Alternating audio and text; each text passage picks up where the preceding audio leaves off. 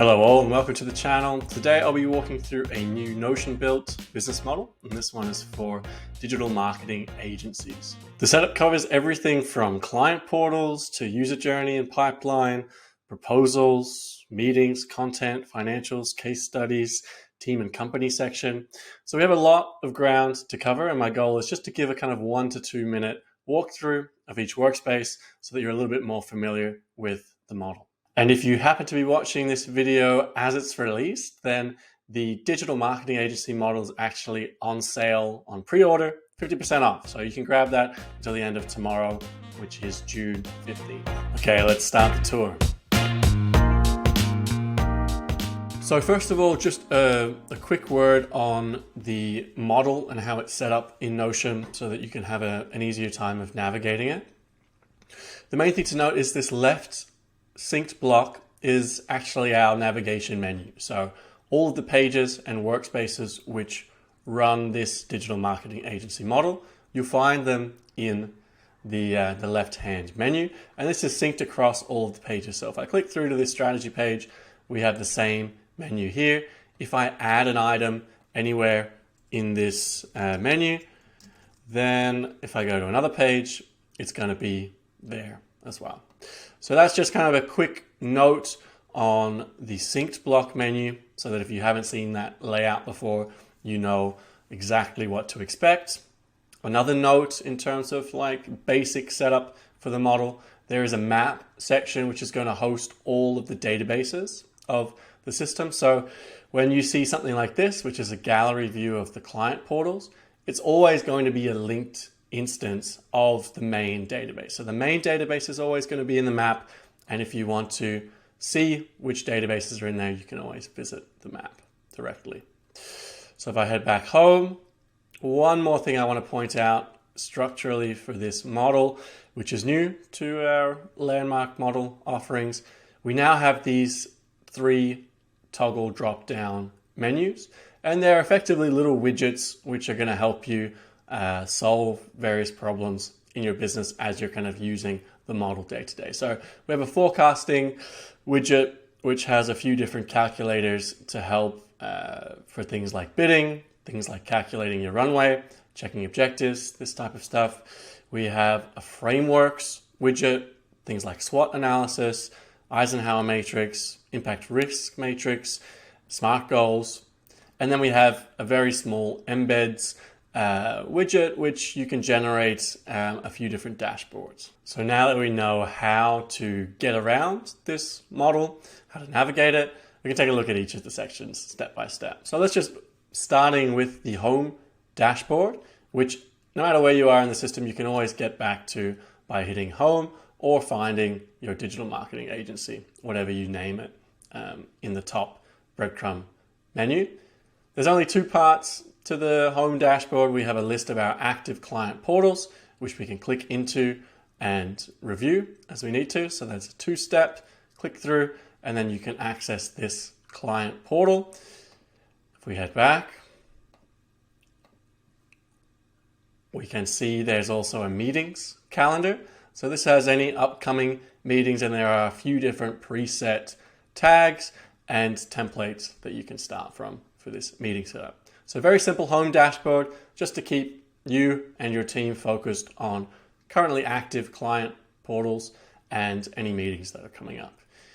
If we click through to the first page, we have a strategy workspace, which has 3 extra tabs for us. So the main strategy page is really there to kind of help you work through your own agency's strategy internally. So you might use something like this SWOT board just to kind of have a high-level overview of your strengths, weaknesses, opportunities, and threats. You can also fill out this business model canvas if that's a model that you're familiar with and that you'd like to use to kind of summarize all the activities going on in your agency. And then you have a kind of a strategy notebook where you can jot down any key thoughts, maybe the results of any team meetings, internal meetings, any research can go into this kind of strategy notebook, which is going to be filtered to show anything which has the tag strategy. So that's worth noting if you are, let's say, in the content section or if you're in the marketing section, and you'll notice that this notebook appears in multiple places.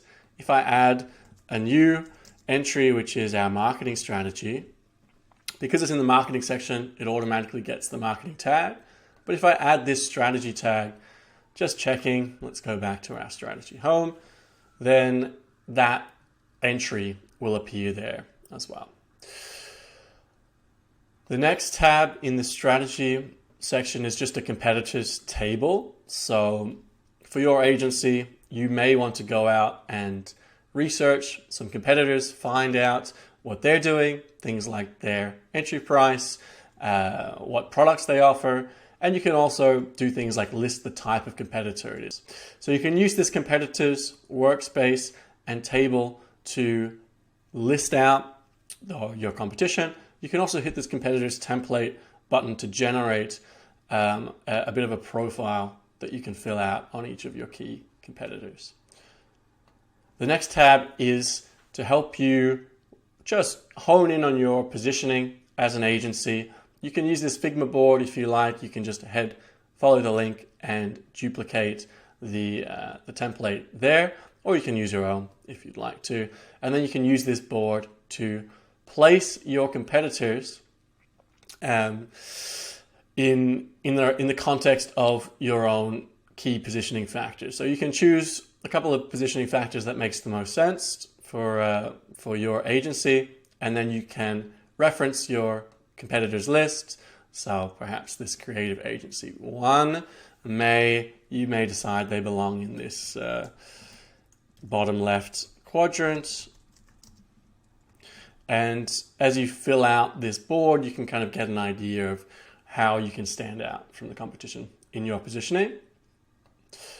And then we have a pricing section, which you can use to just list out the prices for your various offerings. And you can also use this calculator for more service-based projects. So our next menu item will be objectives. And this is just a simple database which lets you list your key targets across a few different areas of the business. So you can add new groups and tags to this if you'd like to, but by default, we'll just have a content section, financial goals, marketing goals, and customer and feedback goals. So to add a new objective, let's say we wanted to add a new content objective, maybe this is going to be something like post to social media daily.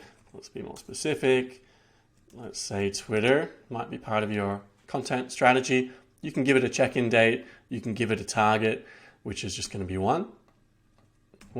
See, this actually doesn't make for a very good goal. So we might go 30 Twitter posts per month. We can check in at the end of the month, and we can now set the target to 30, and we can give what our current figure is. And this might be actually a more useful goal to set. So you can see this objective appears under the content heading or the content tag, and we can do the same for each of these different business areas. You can also use this model, which is one of the forecasting tools, to just check if you have longer term goals. Let's say this monthly website visitors goal, that might be something that you've set kind of 6 to 9 months from now. And if you wanted to check if you're on track for that kind of thing, or if the objective is reasonable, you can use this to kind of help you forecast what that growth curve might look like. The next section is all about our customers, our kind of target personas. So we have a personas database, which is just a gallery which we can both fill out manually through text with this pre-built persona template.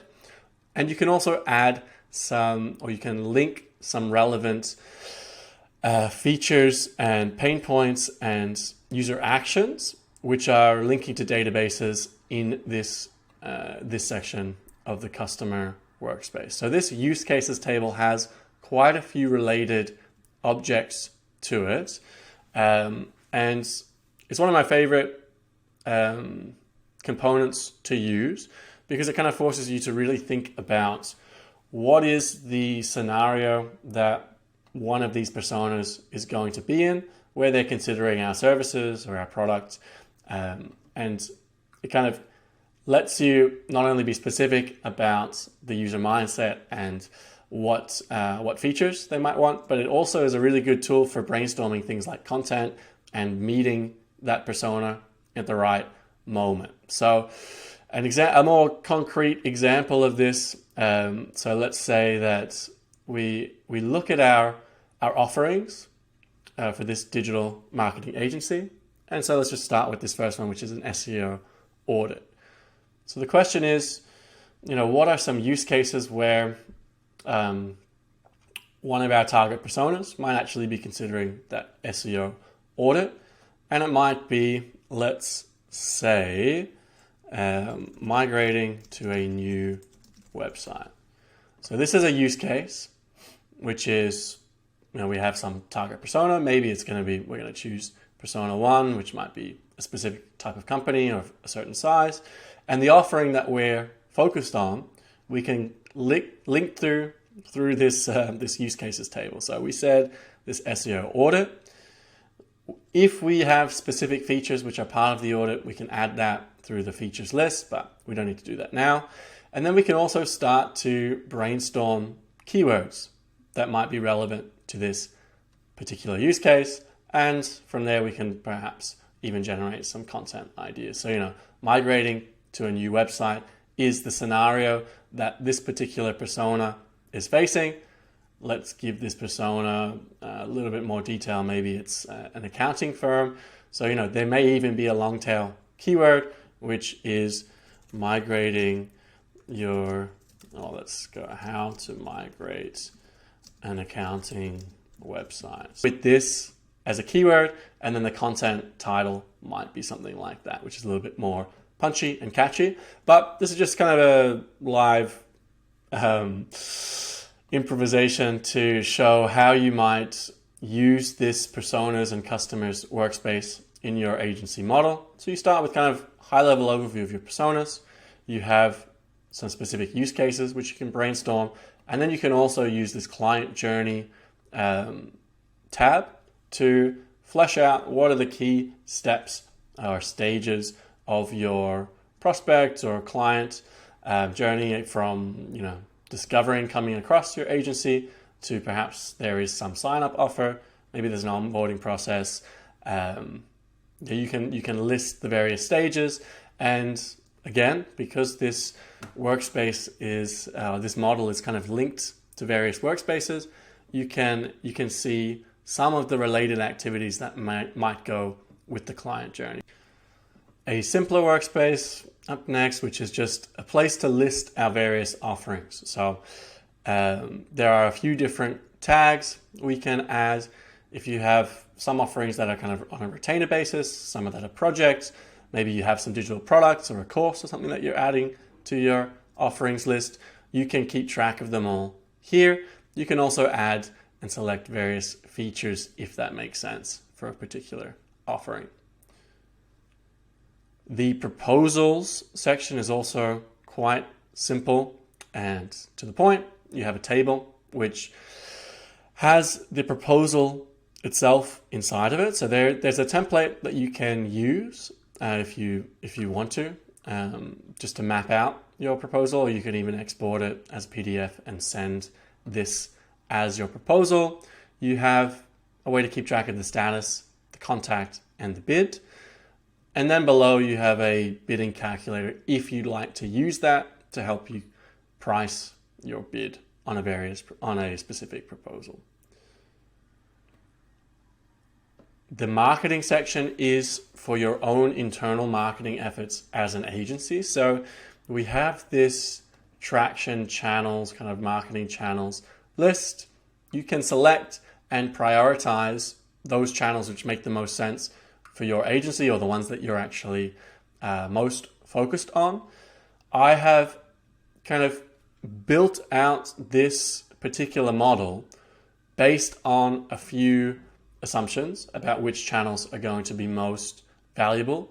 But of course, every agency is different. And what I recommend is, if your particular marketing channel is not on this in these tabs. So in this particular model, we have SEO, we have existing platforms and social media, we have lead magnets, and we have email as the core marketing channels that are kind of the focus of the model.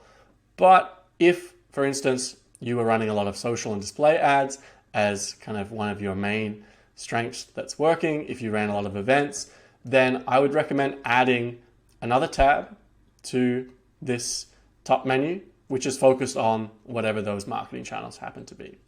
If we click through these tabs, we have a slightly more focused view on each of those channels and the efforts that are going on. So keywords here, as we mentioned, that keyword table is linked to a few different other places. So if I go back to this use case that we came up with, I didn't actually add the keyword, but the keyword was, I believe, how to migrate an accounting, well, let's just say how to migrate your blog.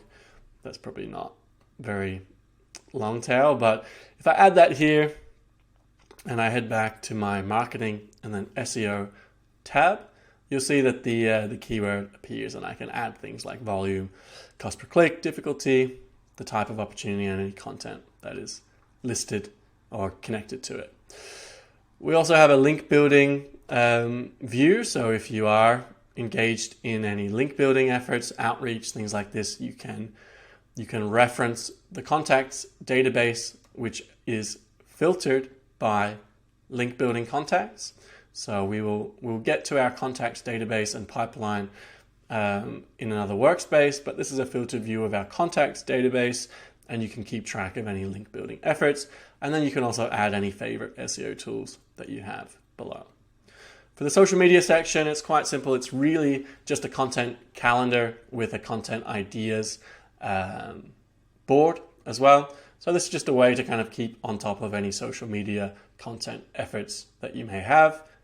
We have a lead magnets section. So if you are intending on using lead magnets at all, you can list any assets that you already have. And you could even add a property which was keeping track of performance. So you might do something like downloads as if you wanted to just have a relative or a way to compare how various lead magnets are performing. And then we have an email section, which is just going to keep track. I mostly use this to plan and write my emails, but you can also export any data from your email marketing platform, and you can keep track of how various emails are performing.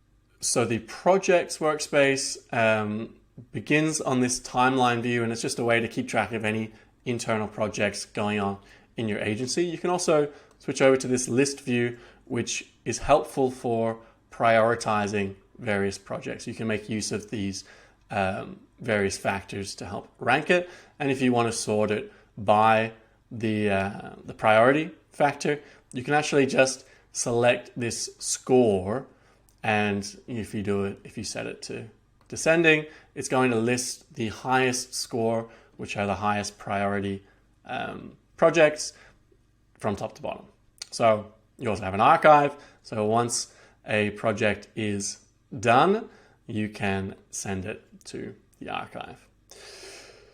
The percentage bubbles that you see are going to be linked to actions. So you can assign actions to projects or tasks, however you want to call them, either from the project itself. So if I click this task and I link it to this SEO Foundations project, then in my actions board,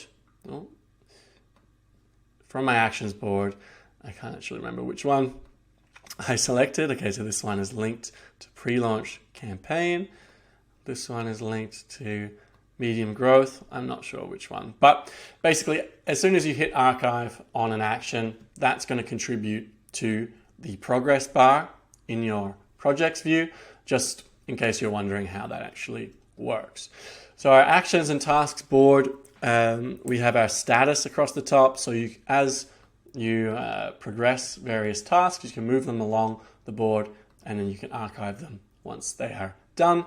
And then from top to bottom, we have it ranked by priority. There's also another view which is going to be our tasks listed by various projects. So that's another way that you can kind of focus on specific tasks as they relate to your priority projects. Now we go into our client portals section, which is just a focus view of our client portals database. This is where we can add new portals. So if I wanted to start a new project, or if we just signed on a new account, then I have two options for the client portal template. I can start from this base client portal here, which I will do. I'll just hit this new portal. So I'm just going to make this a new, actually, let's make it as if we really have just signed a new project, Acme Inc. I don't know, digital strategy. So this is a new project, a new client. We can add some tags. We can link it directly to the contact that we have just onboarded, and we can set a status to active if the project is now active. And you wait 30 seconds or so, and this new client portal will be generated. So I have to click through once to the client portal. I'm going to remove this instruction, and all of the workspaces that you see in this menu, it's kind of like a mini version of the model that you're already inside. These are the various areas that are specific to this client portal. So after you do some initial setup, so I would probably rename this to be the name of the client that I'm working with, and then the name of the project that we're working on together. After I update a few different things, so this is a template, so obviously the details are not going to be correct for your project. After I do make those edits, maybe I add a few initial tasks for my client to complete, then I can just share this directly with the client, and then everything downstream of this home page, which is the portal itself, which is all of these pages, all of these workspaces, we can share and keep track of together. And that's going to remain separate from your own personal digital marketing agency model. So that's why we have kind of that two-step method. So you can see all of your client portals, all the things that you're working on. And then if you want to click into this Acme Inc. digital strategy, you click through and then you're in the portal, which is where you have the shared access to various tasks and things going on in that project.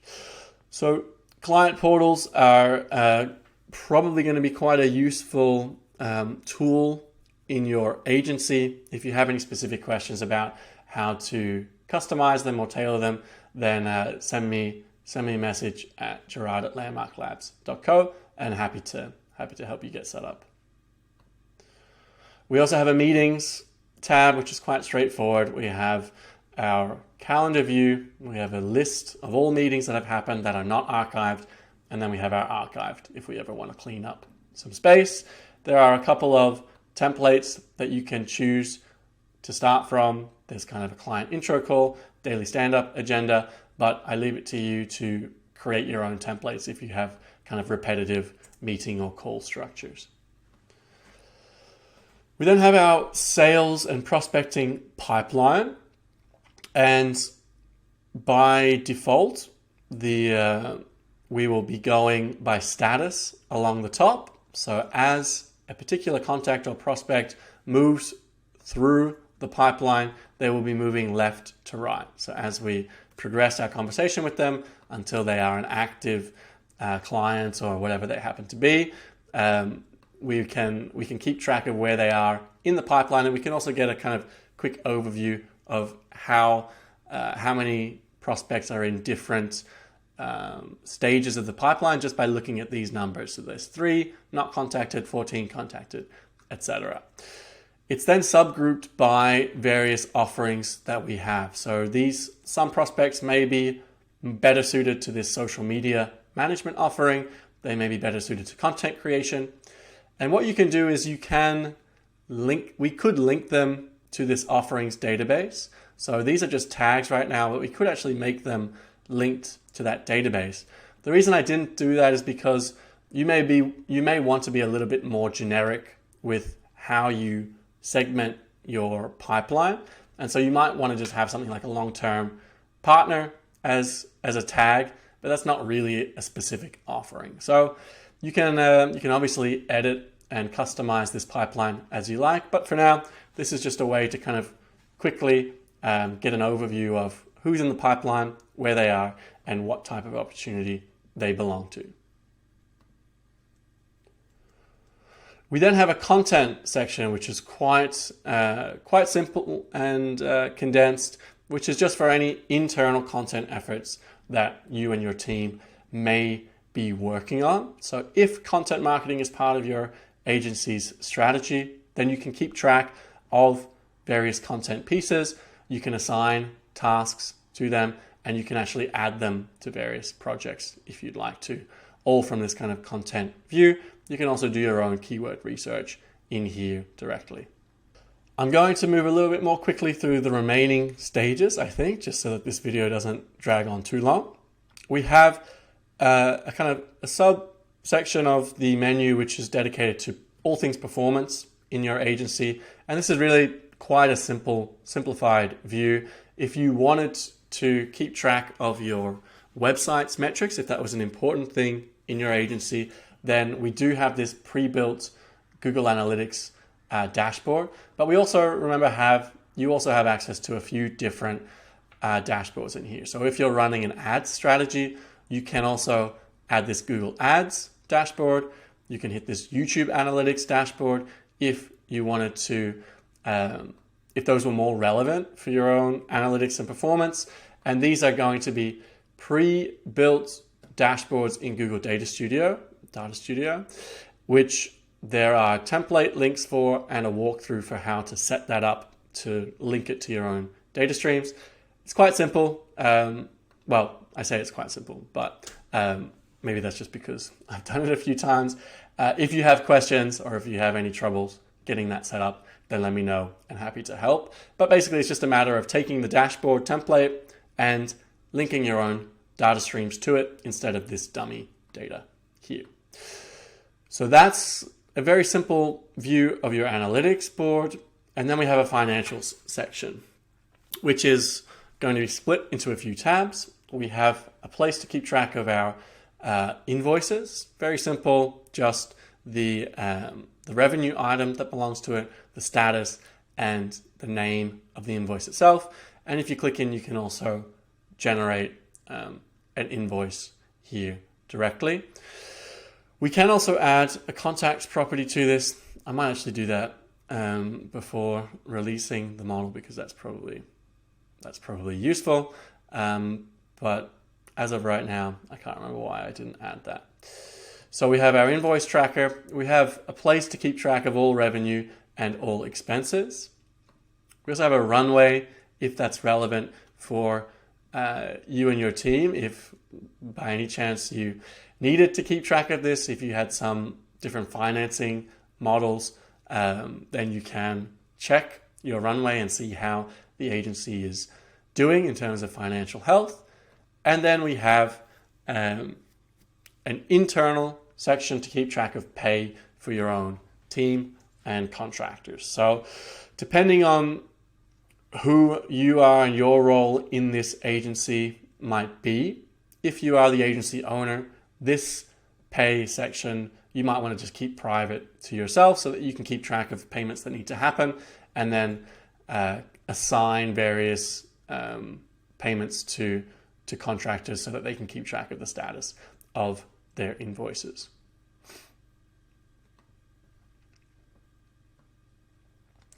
We also have a case studies and portfolio section. I think most agencies kind of have their own way of doing it, but the general case study template is pretty straightforward, and so I've tried to at least give you a head start on this in terms of how you could start filling out some various case studies, and this is just a place to keep track of your portfolio and any case studies that you wanted to prepare.